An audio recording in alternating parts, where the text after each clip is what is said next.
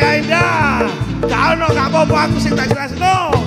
Nek ono masalah aja penolak susah. Nek ono perkara ayo Cak. aja malah nambahi dosa. Oke.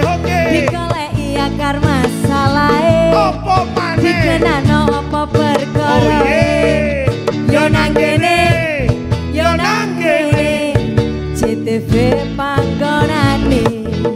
Acarane gak cuma cangkruan. Acarane gak cuma cangkruan. Acarane gak cuma cangkruan. Apa re?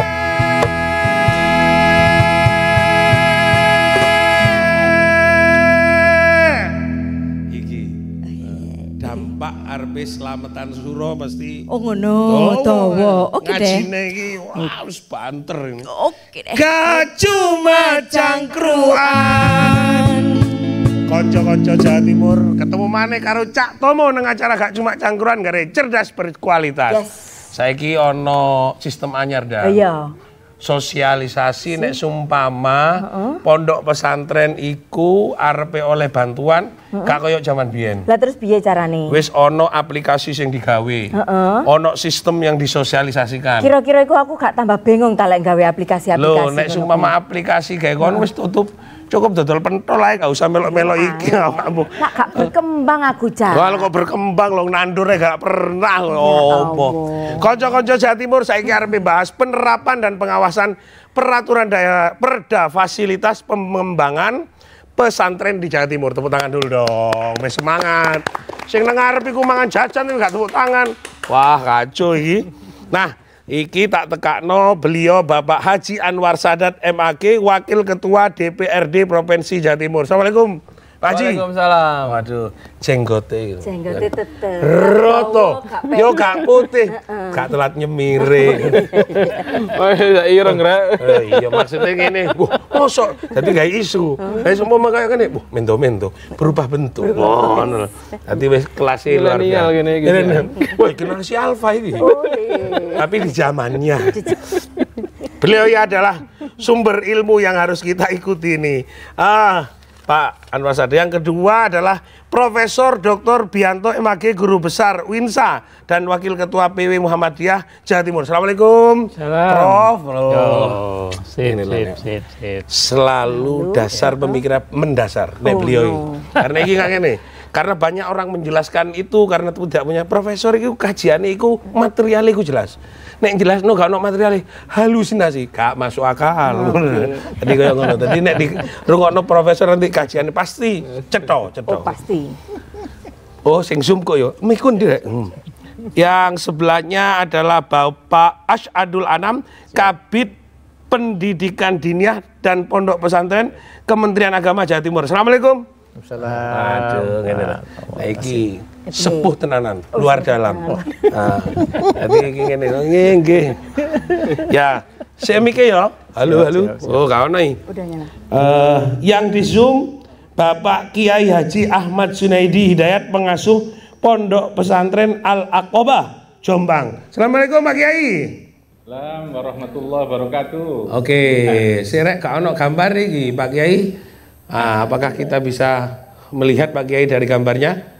Oke, nang TV kelihatan ya. Iki gambarnya Pak Kiai tok iki. Matur nuwun. Terima kasih Pak Kiai sudah bergabung konco-konco Jawa Timur.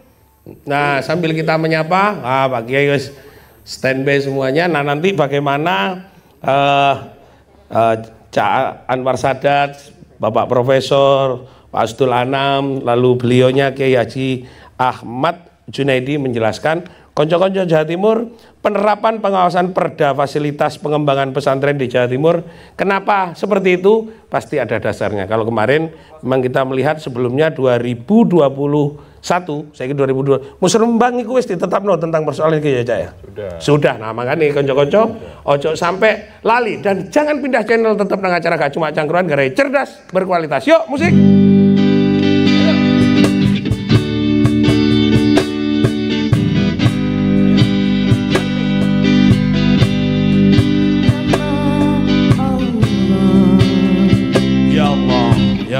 Ya Rahim.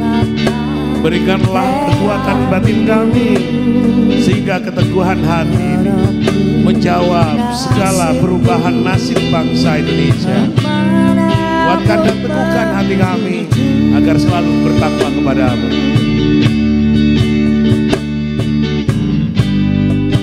Serahkanlah hidup dan matimu, serahkan pada Allah semata.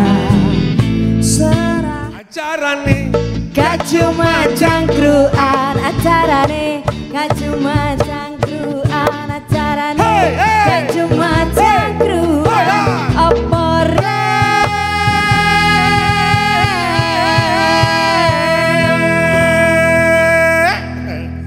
indah nek bagian dirijen iki. Gak cuma cangkruan. Konco-konco Jawa Timur ketemu maneh bare aku Cak Tomo. Taufik Monyong dengan acara gak cuma cangkruan, wong paling ganteng sak Jawa Timur. Masuk. Sak Surabaya kalah kabeh. Karo tonggoku.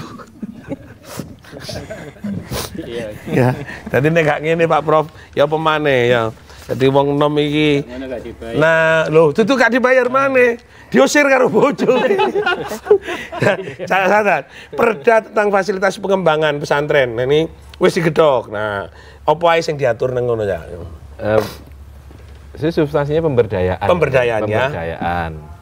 Pemberdayaan pesantren gitu kan. Pemberdayaan itu kan ya kembali pada akar katanya berdaya. Berdaya berarti membuat pesantren itu berdaya. Berdaya itu lawannya kan tidak berdaya. Iya, tapi kan ono besaran nih berdaya. Berdaya berarti pesantren itu kita fasilitasi, dibantu supaya mereka bisa memenuhi kebutuhannya sendiri, ya bisa jalan sendiri, tingkat ketergantungannya kepada yang lain seminimal mungkin. Namanya juga berdaya. Yang lain itu apa? Karena mungkin munculnya perda ini karena ada yang ketergantungan yang lain itu. Sebelum nanti detail gitu Pak Profesor. Banyak loh gini. Ya. Pesantren itu kalau kita klasifikasi ya, sebenarnya banyak variannya. Artinya banyak pesantren-pesantren yang sebenarnya fitrahnya itu ya mandiri. Pesantren itu sudah ada sebelum negara ini lahir. Itu kan itu sejarah kan kayak gitu. Dan pesantren-pesantren yang dulu itu pasti dilahirkan, didirikan oleh kiai-kiai yang secara ekonomi beliau-beliau itu ya orang yang mandiri. Soge-soge loh kiai-kiai. Sawayombo, nanti ngasih makan. Pesantren karena memang diisoge. Karena secara ekonomi sudah mandiri. Kemudian di situ diajarkan pelajaran-pelajaran agama gitu. Oleh karena itu pesantren itu sebenarnya kalau kita tarik benang merahnya, apa sih yang khas dari pesantren itu? Yaitu suatu lembaga pendidikan yang memang core-nya itu untuk mendalami ilmu-ilmu agama. Karena itu yang lain-lain menjadi variasi saja itu. Yang paling inti adalah pembelajaran tentang tafakuh fiddin bahasanya. Ngerti nggak? Iya, aku alim mutalim ngambil biar ngatu aja. Belajar koyo ngono nang usara memang kita kuwi turu. Kali buka ngene. Kon wis ngerti? Insyaallah ngono. Fa'alai hulu fa'lan bro ya. Iya. Lu macang ya banyu putih kidul nek anu dinyonyorno kok mulene. Iya, terus. Nah, kemudian di dalam perkembangannya tentu jumlah pesantren banyak, semakin banyak, semakin karena begini, karena pesantren-pesantren yang tua itu dia melahirkan alumni. Alumninya bikin pesantren. Pesantren punya alumni lagi. Itu cucu-cucunya itu kayak misalnya pesantren tua seperti Tebu Ireng misalnya. Jadi alumni Tebu Ireng itu juga mendirikan pesantren-pesantren. Jadi beranak cucu, beranak pinak begitu. Semakin lama semakin tidak hanya terpusat di Tebu Ireng tapi ada di sekitar tempat yang lain. Nah, jumlahnya akhirnya semakin banyak, sudah sampai ribuan dan ya perlu pengaturan lah, penertiban sebenarnya. Penertiban tata kelola untuk berdaya. Administratif. Jadi ini pondok beneran maka dibuatlah aturan-aturan, misalnya apa definisi pesantren itu. Pesantren adalah lembaga pendidikan yang memang di situ mempelajari secara mendalam ya agama, namanya tafakuh fiddin. Kemudian ada kiai kan gitu, ada santri yang mukim di situ.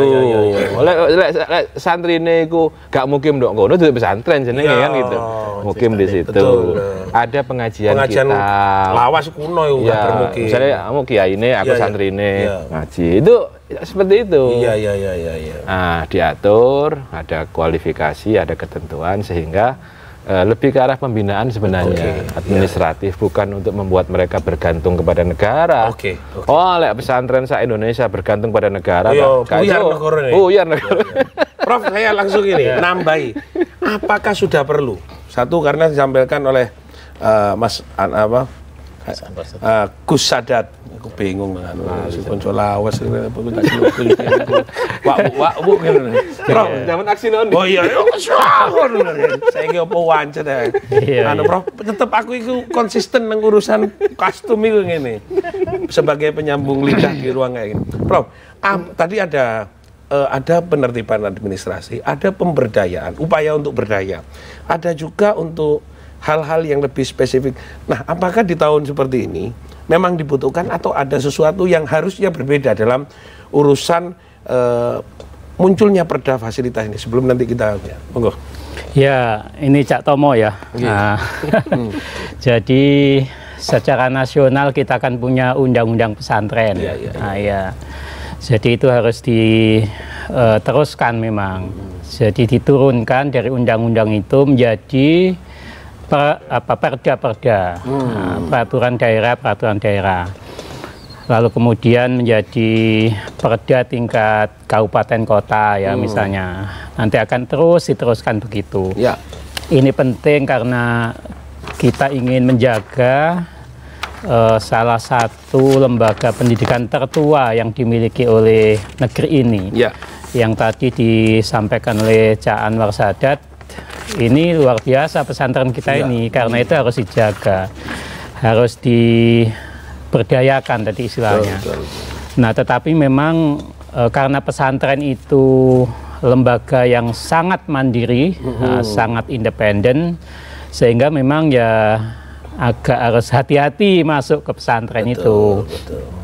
Karena di situ ada otonomi yang semuanya dimiliki oleh kiai-kiai yang ada di pesantren. Saya membaca detail ya mengenai perda ini, menurut saya sangat positif. Karena di perda itu terumuskan langkah-langkah bagaimana kehadiran negara ya, yang diwakili oleh pemerintah provinsi ini untuk lebih memantapkan fungsi peran pesantren ini dalam pendidikan keagamaan dan tentu saja pendidikan yang lain. Karena itu saya menyambut baik perda ini, dan tentu karena perda ini sudah ditetapkan oleh Bu Gubernur ya, bersama dengan legislatif di DPRD Jatim, maka ya harus dikawal. Nah, pengawalannya ini yang menurut saya membutuhkan sinergi antar pihak. Jadi ada termasuk Pak Kakanwil, teman-teman mungkin nanti di Dinas Pendidikan, di kabupaten kota, ya termasuk Ormas. Nah, ini penting dilibatkan dalam pengawasan. Bagaimana implementasi dari perda yang sudah didok oleh Bu Gubernur bersama dengan legislatif. Ini kan usulan legislatif ya, Cak Anwar ya. Inisiatif dari dari legislatif. Dan ya memang sudah saatnya kita menurunkan dari regulasi yang ada di atasnya ya. Undang-undang pesantren itu tahun berapa, Prof? Undang-undang pesantren itu 2019 Pak ya. Oh, barusan berarti ya. Dan itu saya kira hadiah terbesar bagi dunia pesantren ya, bagi umat Islam. Karena dengan undang-undang itu ada kepastian, ada jaminan hukum. Bagaimana seharusnya negara ini lebih peduli terhadap pesantren gitu. Ada jaminan hukum, ada. Ya termasuk fasilitasi tadi, fasilitasi dalam pengertian ada bantuan-bantuan yang bisa dimaksimalkan untuk kemajuan pesantren. Saya ke Pak Asadul Anam ini. Pak, ini dulu saya udah dengar ini dari Cak Sadat ini, karena dia bagian monitoring, penangkap semua isu-isu tentang pondok pesantren budal dewi. Kok iki duwe jaringan nang kementerian sing iki oleh akeh sing iki ora oleh. Ngono kae kan. Nah, ya kadang-kadang nek memang gak ada rekom teko Pak Sadat gak budal. Ngono lho. Kadang-kadang proposal wungkul tapi mudune jerit. Nah, apakah dengan perda ini sekaligus dalam rangka untuk mengurangi ketidakpastian tentang cara-cara lama atau ada hal-hal yang sekiranya lain yang untuk kita berikan ke Jawa Timur menginisiasi hal tersebut, tapi sebenarnya ini dalam rangka untuk mengkonsolidasi semua pondok pesantren agar tidak terjadi sebuah kecurigaan-kecurigaan seperti yang disampaikan. Karena profesor mau ngomong ini, gue rotok ragu-ragu, hatiku ngene, batinku ngomong ini, ini profesor iki ragu-ragu, kata yo ada sesuatu, nanti kita tahu. Konco-konco Jawa Timur kumpul karo wong ahli neng urusan nilai, iki mangkane kudu hati-hati. Ngomongnya muncul hati ini kerentek. Ojo pindah channel, ojo nang dini, tetep nang acara Gak Cuma Cangkruan.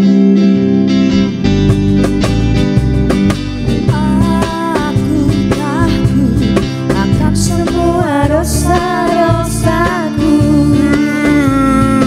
aku takut dosa yang terus membayangiku.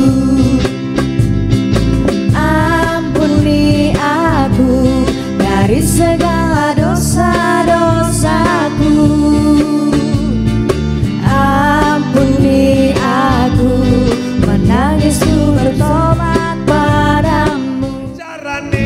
Gak cuma cangkruan acarane, gak cuma cangkruan acarane, gak cuma cangkruan opore.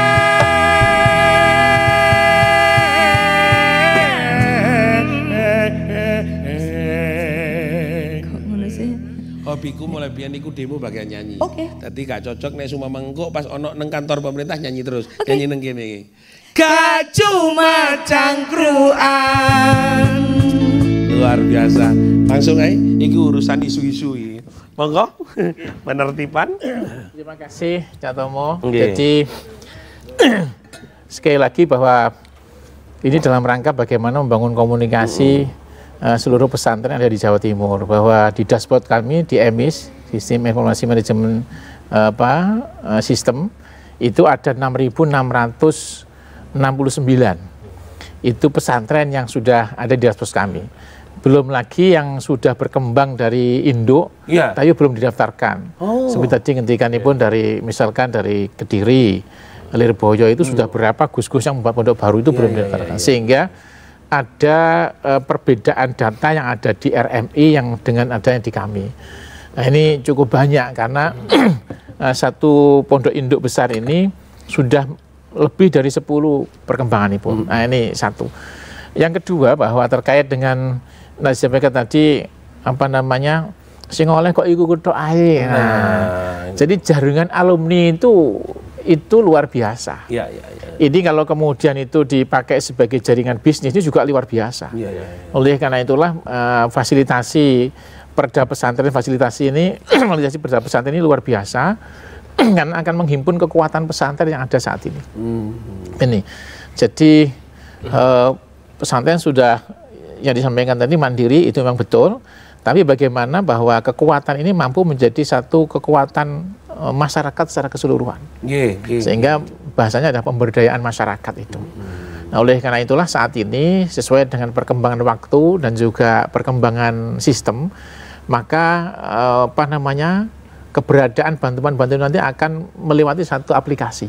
Nah, oleh karena itulah aplikasinya itu ya. Iya, aplikasi sistem data dan informasi pesantren daerah. Kalau di Pemprov, SDIPD. Kemudian di kami juga ada yang namanya EMIS.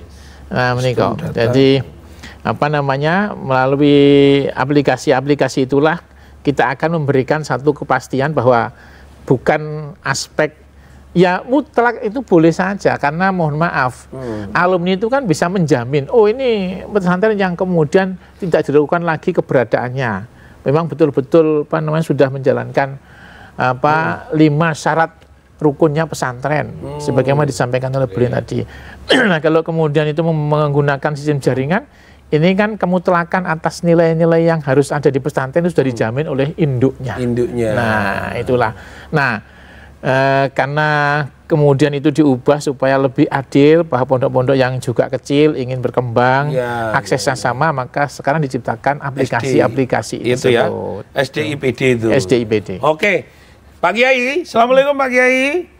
Alhamdulillah, Cak Tomo. Oke, Pak Kiai, saya mohon apakah sosialisasi dengan aplikasi SDIPD ini sudah sampai ke Pondok Pesantren Panjenengan, dan apakah memang sudah mendapatkan bantuan dengan program seperti ini? Apakah semakin nyaman atau gimana Pak Kiai? Monggo Pak Kiai. Iya, ini kalau saya ngomong sudah pernah dapat, nanti nggak dikasih lagi. Loh, saya kasih Pak Kiai, saya kasih doa. Terima kasih Mas Tomo. Ini Mas Sadat ini dulu satu geng dengan saya juga ya. Oh, iya. Zaman dulu. Iya. Tapi sudah zaman dulu. Masing-masing punya pilihan yang hebat lah Mas Sadat. Iya. Kita punya pilihan. Dan saya sahabat dulu, dan Pak Kabid, Pak Anam yang saya hormati juga gitu. Jadi begini Mas Tomo, untuk di pesantren saya memang kita berusaha membangun pesantren ini dalam kemandirian yang kuat lah gitu ya. Dan kata kuncinya kita membangun trust di tengah masyarakat melalui proses pendidikan yang betul-betul memberikan pelayanan terkait dengan jaminan kualitas baik dalam hal kajian agama, karena memang itu yang jadi tadi yang dikatakan Gus Sadat tadi, bahwa pondok itu yang ngaji itu kan gitu ya. Yang kedua tentu karena sekarang harus kita lengkapi dengan banyak hal terkait dengan pengetahuan, kemampuan, skill dan sebagainya, maka itu pun juga harus kita lakukan dengan sebaik-baiknya. Jadi ya kita dapat telah juga dari pemerintah, karena memang itu hak kita ketika kita punya peluang untuk bisa mendapatkan itu. Dan alhamdulillah kita juga punya banyak teman-teman yang bisa membantu untuk bisa melakukan itu, sehingga Koba ini ya paling enggak terlalu kancrit ya. Apa bahasa Mas Tomo kancrit itu? Yo carry Pak Kiai. Ya enggak terlalu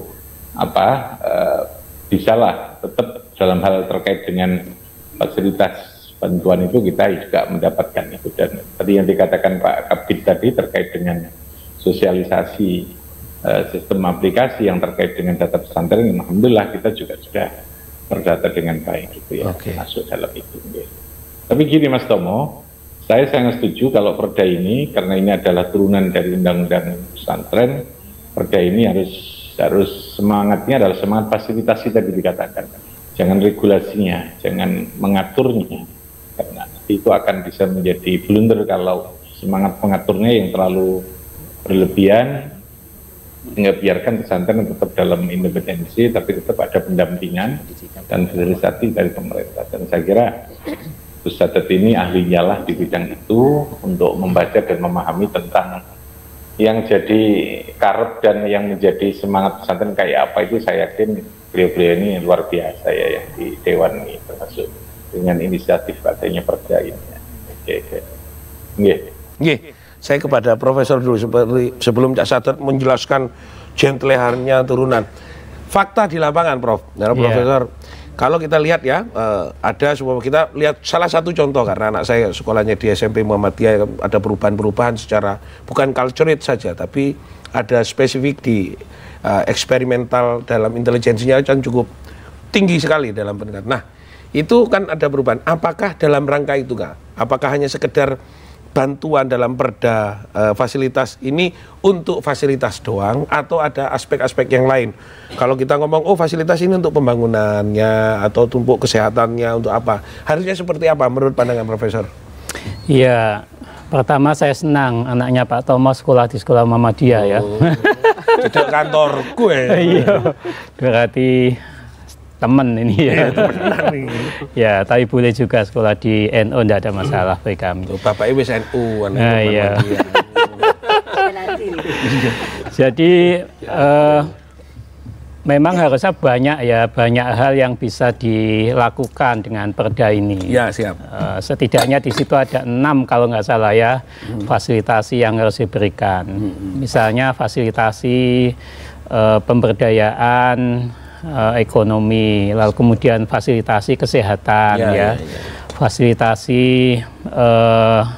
kesehatan ibu dan anak, perempuan dan anak. Ya, karena belum punya pondok perempuan, hanya bukan pondok ibu-ibu ya.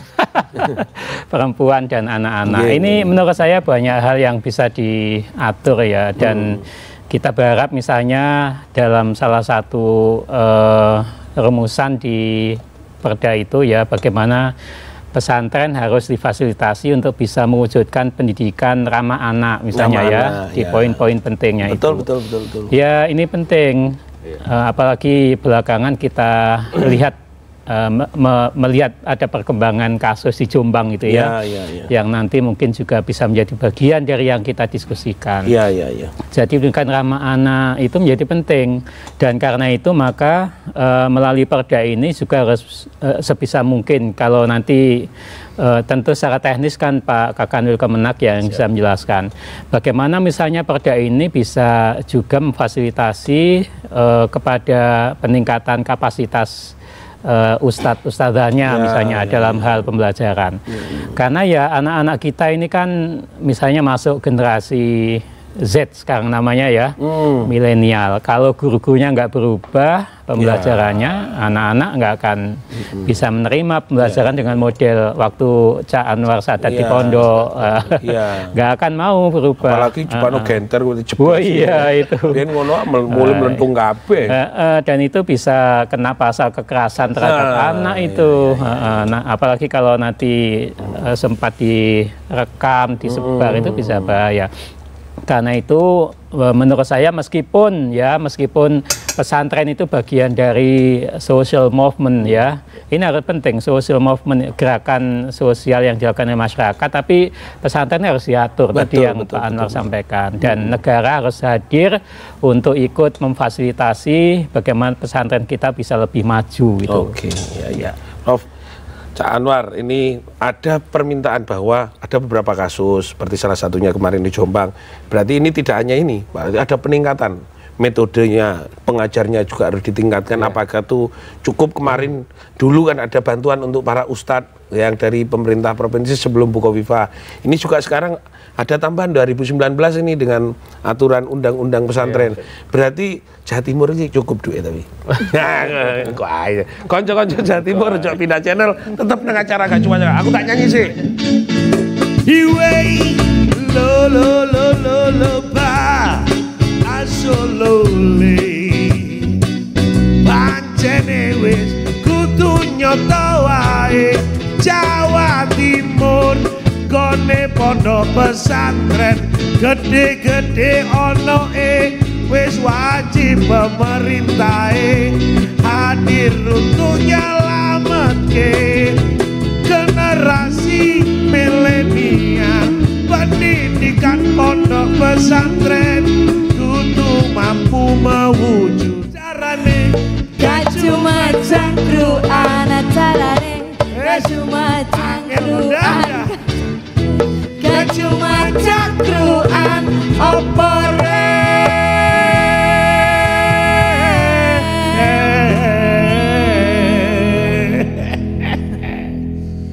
gak cuma cangkruan. Konco-konco Jawa Timur ketemu karo Cak Tomo Topik Monyong nang acara gak cuma cangkruan kare cerdas berkualitas. Iki kol-kol aku, Bro. Ngono. Kudu ngono ya, lek kangen digepuk. Sugro. Oh niki sugroku, Bro. Wis kumpul bareng kono ngaji rusak. Balik nang ya. Nang urusan itu tentang kondisi Jawa Timur dengan memfasilitasi. Kemarin masih ada anggaran yang kemarin untuk ustadz dan kiai. Nah sekarang Jawa Timur malah luar biasa ngekei fasilitas. Apakah dari pusat dananya atau Jawa Timur menyediakan? Ini yang dulu itu kan untuk Posmadin itu. Posmadin sudah ada sejak era di penghujung eranya Gubernur Imam Utomo. Iya, berarti 2000 di awal Pak Karwo itu. Iya. Nah, itu 13-12. Madin itu lebih banyak lagi jumlahnya. Kalau pesantren itu 6669 ya. 669. 6.000 pondok. jumlah desa kelurahan di Jawa Timur 8501. Ya, 8501. Aku ketua partai RU apa? Iya. Apa? Karena itu termasuk ya, Cak. Ya itu ya itu persoalan hitungan kalkulasi. Piro sing kudu ditokno. Dibuntu mek dibuka. Ono ae. Terus. Berarti kan hampir tiap desa itu ada pesantren. Kalau Madin lebih banyak lagi, 24.000 di Jawa Timur. Berarti kan setiap desa mungkin ada 3-4 madrasah. Di bawah beliau semua itu urusannya itu. Nah, yang FKDT, ya apa yang Madin itu sharing ya Pak ya. Ada yang dana dari provinsi ada. Berapa? Sharingnya berapa? 50-50. Oh. 50-50. Daerah. Kalau daerah harus ada. Daerah juga harus ikut. Daerah ngeluarin 50%. Kita 50%, daerah 50%. Nah, kemudian yang pesantren ini salah satu betul yang disampaikan Prof. Bian. Ini dosen saya nih. Oh iya. Ya. Dan saya dapat nilai A loh ya. Oh iya. Paling nyogok yang sampean Prof ya. Ah iki kadang-kadang nek gak dikei nomor apik langsung wah saudara. Iya. Jadi iya Cak. Ada ini bukan hanya pada sisi pesantren juga. Guru-guru pesantren, guru-guru Madin itu Pemprov menyediakan beasiswa. S1 bahkan sekarang sudah mulai berlanjut ke S2. Jadi ada ya jumlahnya tentu menyesuaikan ya. Jadi ada guru-guru Madin dan guru-guru pesantren, ustadz pesantren itu. Hafidh juga yang disekolahkan S1. Jumlahnya ratusan kalau yang satu, yang S2 belum sampai 100 ya Pak. Ini ada tesnya, ada rekomendasi dari pesantren segala macam. Jadi sebenarnya bukan hanya sudah jalan ini, artinya fasilitasi pemberdayaan supaya hal-hal yang negatif yang disampaikan Prof. Bianto tadi tentang pesantren tereliminir. Sebenarnya kan potensi negatif kan nggak di pesantren aja, dimanapun ya Pak. Dimanapun. Apalagi Wonokromo cangkruk sampean mbak aku ya. Iku negatif toh ya. Sampai saiki ya, kudu sampean diakeh makro. Aku wis gak cangkruk kok. Iya. Ya tajak. Nek sebelah Bonbil lah konco sampean. Terus ya. Jadi itu sudah apa kita jalankan fungsi-fungsi itu, tetapi Perda ini juga benar-benar memberikan penekanan agar fasilitasi pemberdayaan ekonomi segala macam itu menjadi varian komplementer. Komplementer. Ojo terus santri ku diurui bengkel, mulainya nggak tadi ustadz, tadi bengkel. Jadi tafakuh fiddin harus menjadi prioritas. Jadi mereka kebutuhan core-nya kan belajar agama.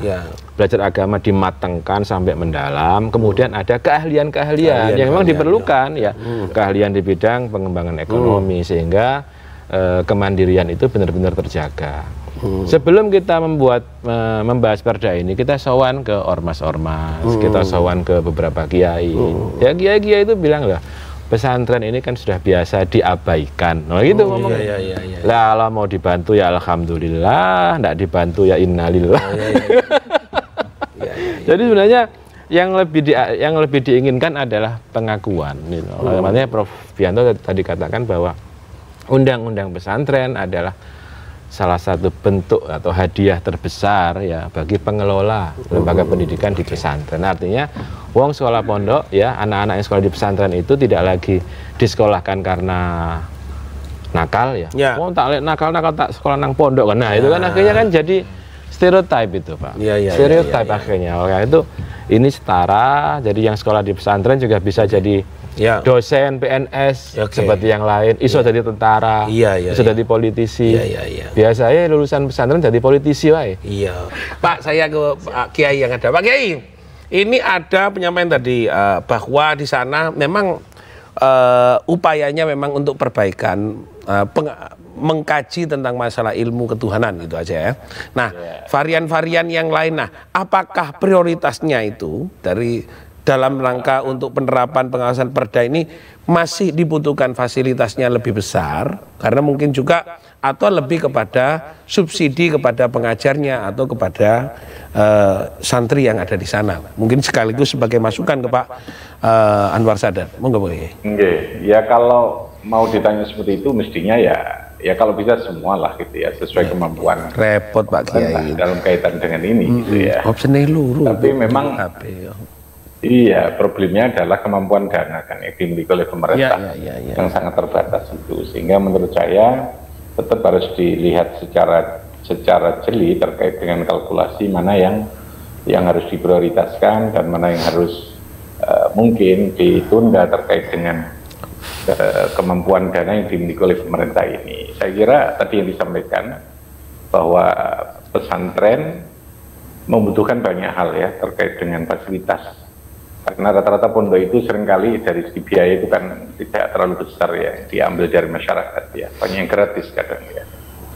Mereka bahkan menyediakan tadi ya kebutuhan santri itu dari kiainya terkadang. Jadi betul-betul memang perjuangan lahir batin. Karena kalau dalam kondisi seperti ini pemerintah merasa punya dana yang mampu untuk diberikan, saya kira memang sudah menjadi kewajiban ya, karena santri itu menjadi pengawal moralitas bangsa ini, menjadi penyokong utama terkait dengan perkembangan yang menyangkut tentang banyak hal budaya macam-macam gitu ya. Ini dari pesantren gitu ya, belum lagi dari kebutuhan yang terkait dengan. Nah yang kedua tentu di samping fasilitas yang menyangkut tentang fisik sarana, tentu tadi yang dikatakan oleh profesor tadi ya penting lah bahwa gurunya, bahwa lalu kemudian kualitas yang menyangkut tentang proses pembelajaran itu juga harus menjadi perhatian. Tapi sekali lagi jangan terlalu masuk pada pengaturan yang lalu bisa membelenggu ya terhadap pesantren. Jadi maksudnya gimana Pak Kiai? Apakah membelenggu itu apakah karena ada perda ini lalu pondok pesantren merasa harus diatur terus begitu atau gimana Pak? Nah itu yang kita khawatirkan. Lalu jangan sampai lalu munculnya perda, munculnya undang-undang yang menjadi induk dari perda ini, lalu kemudian semangatnya lalu melakukan semangat ya apa yang bersifat regulatif yang dicontohkan.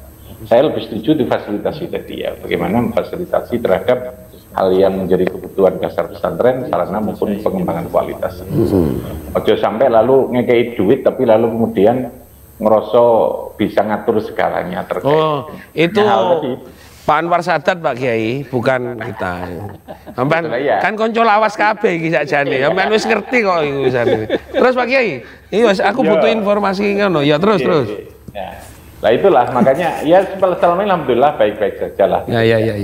Tapi jangan sampai kekhawatiran saya tetap bahwa semua yang terkait dengan perda ini harus dengan betul yang baik, harus ada keinginan bersama-sama yang jernih, yang baik, bahwa nawaitu kita adalah betul-betul bagaimana mengembangkan pesantren ini betul-betul punya kemampuan dan kualitas yang lebih bagus untuk mengantarkan anak bangsa ini ya. Oke, siap Pak Kiai. Saya ke Kemenak ini, Pak Anam. Siap. Ada kekhawatiran, saya juga setuju dengan kalau tidak dikasih rambu-rambu sekarang, satu kekhawatiran. Kedua, ada orang yang masih belum paham tentang SDIPD, apalagi pondok pesantren yang kultural, duweso banget kadang-kadang. Demek speaker atau aplikasi ayo kudu sampai sinyalnya kudu nang kecamatan. Ono iku, kemana nang desoku nek golek sinyal kudu nang kecamatan. Nah itu apakah Kemenak mengadvokasi itu atau bagaimana? Makanya saya dengan panjenengan menyampaikan itu, saya minta usulan dari Profesor. Jadi begini Cak Tomo, pesantren ini harus masuk ke dashboard EMIS. Iya. Dashboard EMIS ini menjadi satu plafon untuk bisa menerima seluruh bantuan ataupun seluruh fasilitasi yang diberikan oleh Kemenak kepada pesantren. Oleh karena itu dan yang kedua, mohon maaf, pesantren dikatakan tradisional itu dalam aspek akses penyesuaian terhadap IT itu tidak ketinggalan sama sekali. Tradisional di sini dalam konteks bahwa mereka memang mengkaji kitab kuning, tapi dalam aspek bagaimana teknologi itu pesantren sama sekali tidak terlambat. Hampir seluruhnya bisa untuk menggunakan itu, dan insya Allah Gus-Gus itu HP-nya bagus-bagus semua. HP-nya bagus semua, sinyalnya yang kurang bagus ya. Nek wis sinyal ya sak pulsane ngene. Oleh karena itu jadi terkait dengan hal itu kita melakukan proses perval itu setiap 6 bulan sekali. Nah oleh karena itulah 6 bulan ini sebagai cara-cara untuk pembelajaran kepada pesantren bagaimana untuk kemudian menggunakan aplikasi-aplikasi yang ada. Ini oleh karena itulah besar harapan kami bahwa ke depan persentase yang selama ini memang masih rendah, akses untuk aplikasi masih rendah. Belum sampai 50%. Nah, oleh karena itu, tapi untuk emisnya ini sudah lebih dari 70%.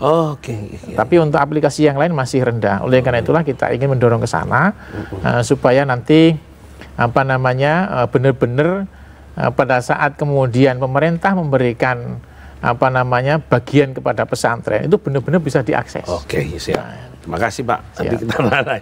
Konco-konco Jawa Timur, ojo pindah channel. Tetap nang acara Gak Cuma Cakran nyanyi ondo. Ayo.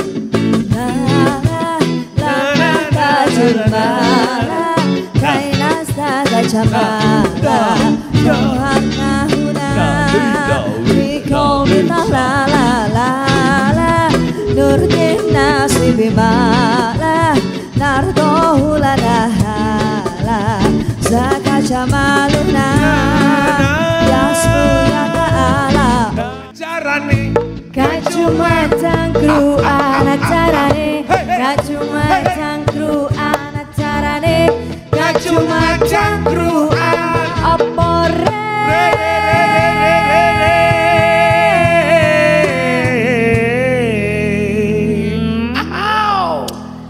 Gak cuma cangkruan.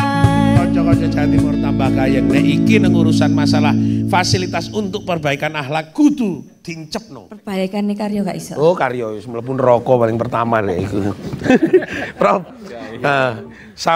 Berikan sebuah tekanan lagi, mungkin yang lebih spesifik, mungkin pendek terhadap untuk penerapan ini, pengawasan perdawas ini. Ya, yang pertama tadi yang bisa kita simpulkan ya kira-kira. Jadi perda ini penting untuk memberikan jaminan bahwa negara juga turut hadir untuk memberdayakan pesantren, memfasilitasi pesantren sehingga pesantren kita lebih maju lagi. Yang kedua, perda ini juga penting untuk menjamin kekhasan pesantren Jawa Timur. Nah, ini yang juga penting. Nah, yang bisa menjelaskan bagaimana kekhasan ini tentu teman-teman Kemenak ya. Setidaknya ada banyak varian pesantren ini. Nah, yang ketiga adalah bahwa yang difasilitasi itu bukan hanya uang, bukan hanya dana, tapi banyak hal banyak hal. Termasuk tadi itu bagaimana meningkatkan kapasitas guru sehingga ada yang S1, S2 bahkan mungkin S3 nanti. Nah, yang terakhir menurut saya adalah soal bagaimana perda ini juga ikut mewujudkan lembaga pendidikan pesantren ini sebagai lembaga pendidikan yang benar-benar ramah anak supaya tidak terjadi kasus-kasus yang belakangan ini muncul ke permukaan. Jadi jelas nanti rambu-rambunya oleh Profesor seperti itu. Kemenak mungkin ada satu penekanannya sebelum ke Pak Sadar. Terima kasih.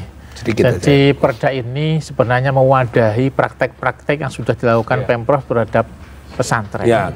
Jadi bagaimana kemudian bisa langgeng, bisa kemudian payung hukumnya ada.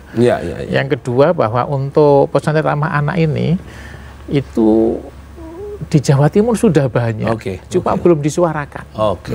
Kami sudah mengunjungi pesantren Darul Ulum Muzamzamah, Musian Amta, kemudian kami sudah mengunjungi pesantren Hidayatullah di Trenggalek, kemudian di Malang, di Banyuwangi, di Lumajang itu sudah ada beberapa yang sudah mendeklarasikan dan sudah dijalankan hampir 4 tahun, 5 tahun.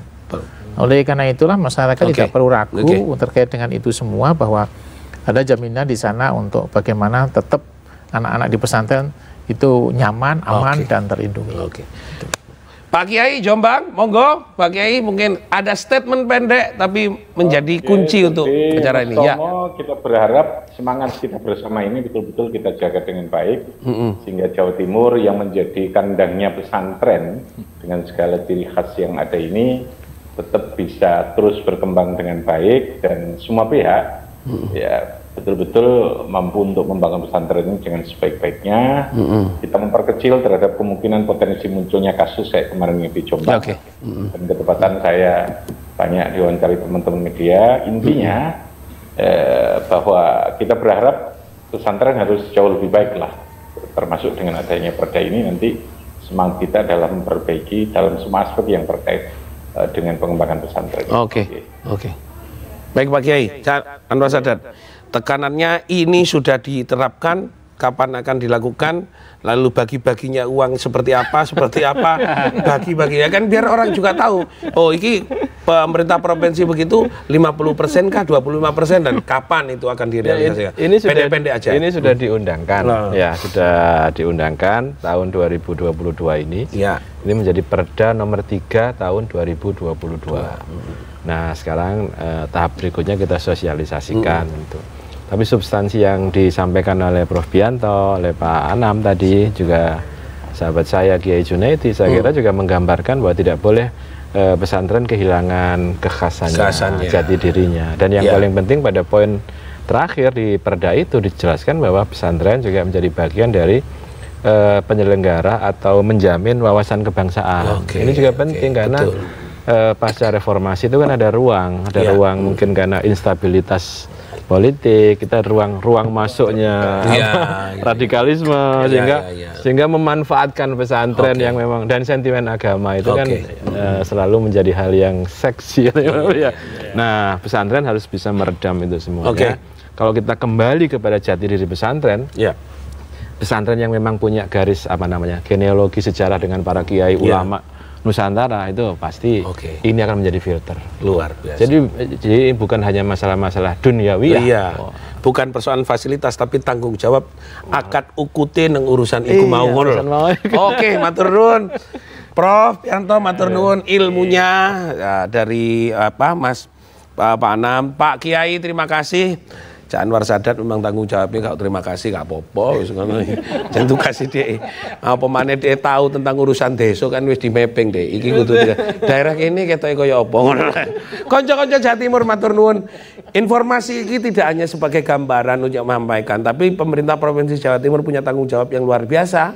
Karena tadi disampaikan oleh Pak Kiai ini adalah kandangnya pesantren Jawa Timur. Maka pemerintah provinsi punya tanggung jawab juga, tidak persoalan untuk fasilitas, tapi ada ketegangan-ketegangan di mana urusan perbaikan masalah akhlak terhadap generasi muda ke depan, kelompok milenial generasi alfa itu menjadi tanggung jawab kita. Matur nuwun, mandar muga ngekei manfaat. Wassalamualaikum warahmatullahi wabarakatuh. Yuk, nyanyi dong.